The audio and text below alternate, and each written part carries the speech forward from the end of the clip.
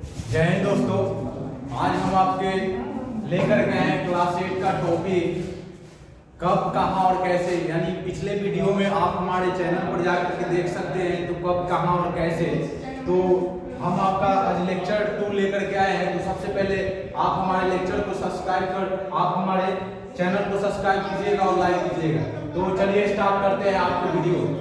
यानी आपका chapter number 1 है क्लास 8 का। चैप्टर नंबर 1 है क्लास 8 का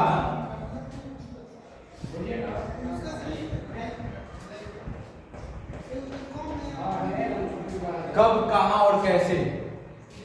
कब, कहाँ और कैसे, जिसमें पहला टॉपिक आपको पढ़ाए थे, इसमें इंट्रोडक्शन दिए थे कि कब, कहाँ और कैसे। यानी पहला टॉपिक था इसमें पुनर्जागरण।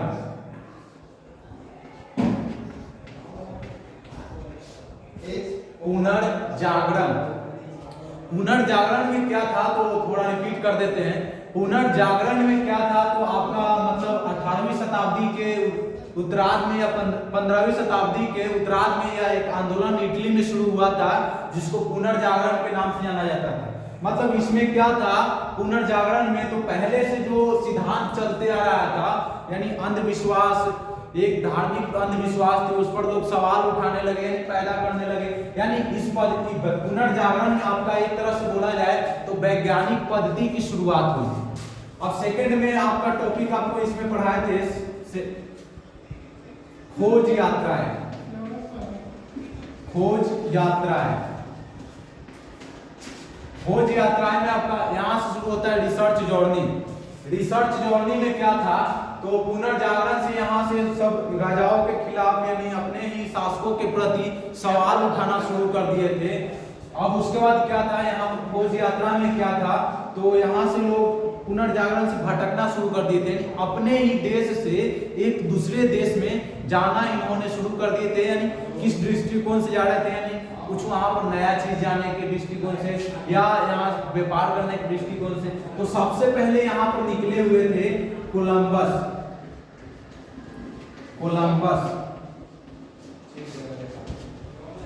कोलंबस मतलब बोला जाए तो कोलंबस एक स्पेन का नाविक थे। क्या थे दोस्तों? स्पेन का नाविक थे। स्पेन का नाविक थे जो 1498 ईस्वी में 1492 ईस्वी में उत्तरी अमेरिका महाद्वीप या उत्तरी अमेरिका की खोज की थी। उत्तरी अमेरिका की खोज की थी। अब उसके बाद यहां पर सेकंड नंबर में आते हैं आपके Vasco D gamma. Vasco D gamma जो थे, वास्को डी गामा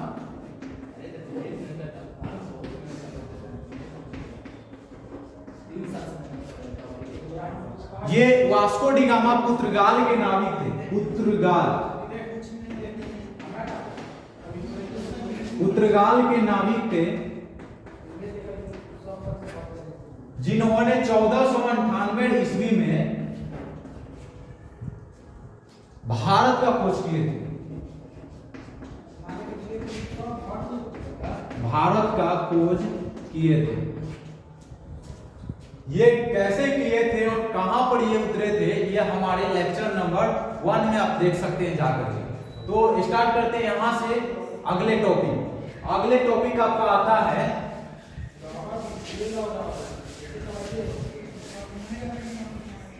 अगला टॉपिक है आपका इसमें यहां से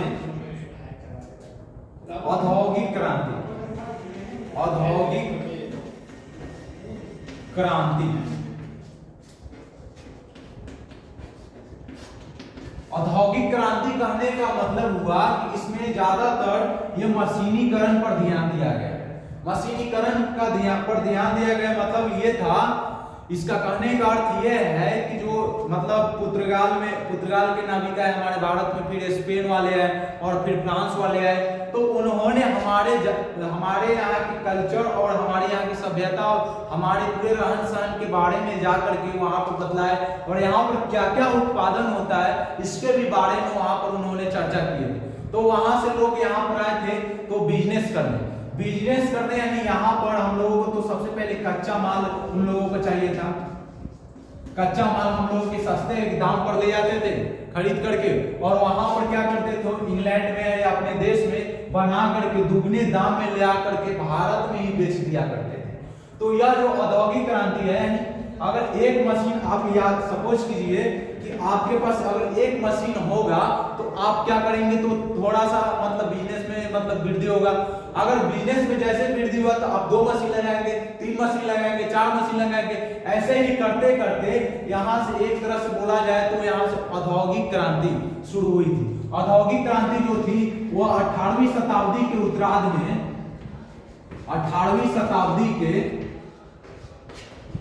उत्तरार्ध में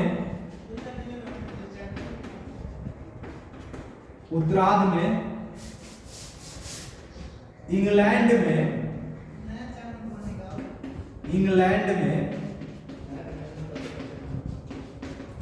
एक नए आंदोलन की शुरुआत हुई। एक नए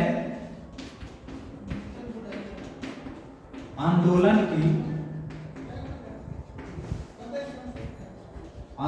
की शुरुआत हुई,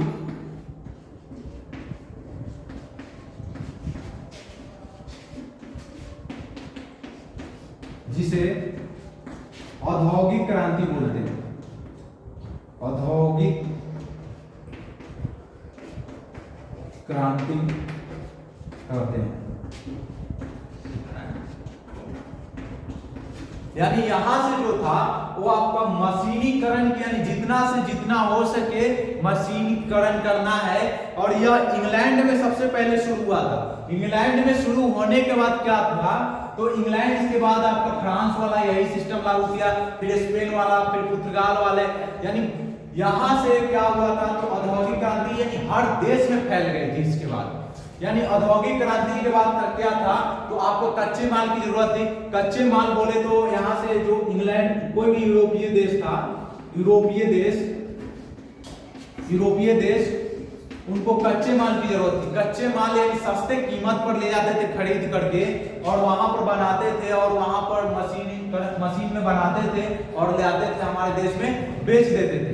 तो इससे क्या हुआ, तो उनको आगे शुरू होता है यानी आपका उपनिवेशवाद या साम्राज्यवाद। अब उपनिवेशवाद या साम्राज्यवाद आया कैसे, तो ये समझेंगे। उपनिवेशवाद या साम्राज्यवाद औद्योगिक क्रांति के बाद शुरू हो जाता है। यानी लोगों को एक तो कच्चे माल जो चाहिए था वो सस्ते कीमत पर चाहिए था, और सेकंड क्या था, तो उसको चाहिए था बाजार।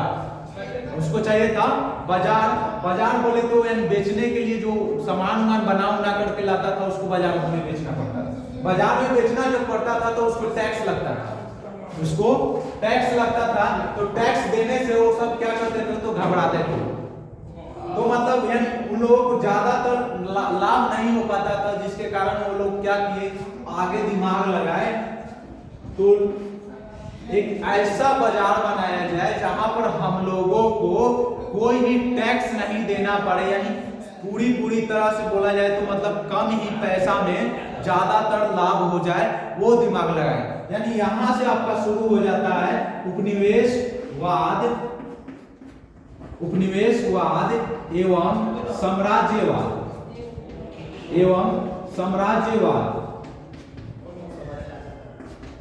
साम्राज्यवाद। यानी उपनिवेशवाद कहने का मतलब हुआ कि जब एक देश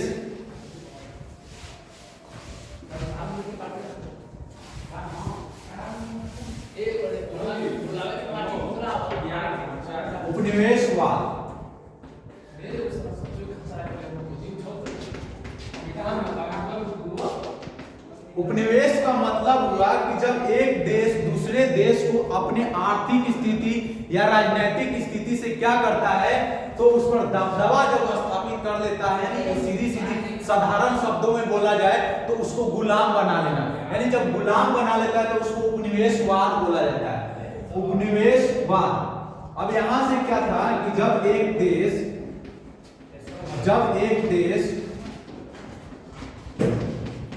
दूसरे देश पर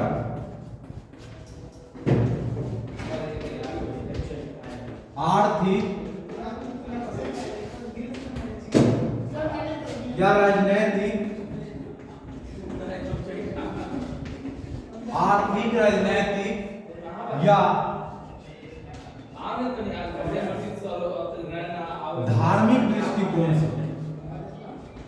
धार्मिक दृष्टिकोण से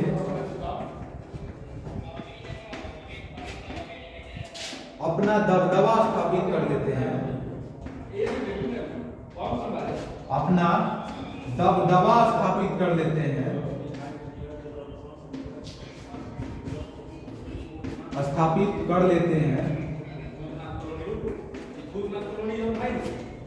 उसे उपनिवेशवाद बोलते हैं या औपनिवेशिकरण बोलते हैं। औपनिवेशिकरण अब यहाँ पर कि ये स्टार्ट हो गया कि औपनिवेशिकरण क्या है। औपनिवेशिकरण बोले तो क्या, तो औपनिवेशिकरण का मतलब हुआ कि जब एक देश दूसरे देश पर आर्थिक, राजनीतिक या धार्मिक दृष्टिकोण से क्या कर लेते हैं, अपना दबदबा स्थापित कर देते हैं या कर लेते हैं, तो उसको बोलते हैं औपनिवेशीकरण। मतलब एग्जाम्पल दे करके समझाइए। अब एग्जाम्पल दे करके अब समझाते हैं, तो कैसे देखिए आप, तो मतलब आप सुने होंगे कि लगभग 200 साल तक इंडिया जो था किसका गुलाम था सर, तो इंग्लैंड का। इंडिया किसका गुलाम था, इंग्लैंड का। तो इंग्लैंड जो था वो औपनिवेशिक हो गया और जो भारत जो था वो उपनिवेश हो गया। भारत कहने का मतलब हो गया कि वो उपनिवेश कहने का मतलब कि गुलाम, यानी भारत क्या था, इंग्लैंड का गुलाम था, तो इसको उपनिवेश बोलते हैं। अब गुलाम कौन बनाया था, तो इंग्लैंड बनाया था, तो उसको उपनिवेशिक बोल सकते हैं। तो यहां से आपका चैप्टर यहीं पर एंड करते हैं।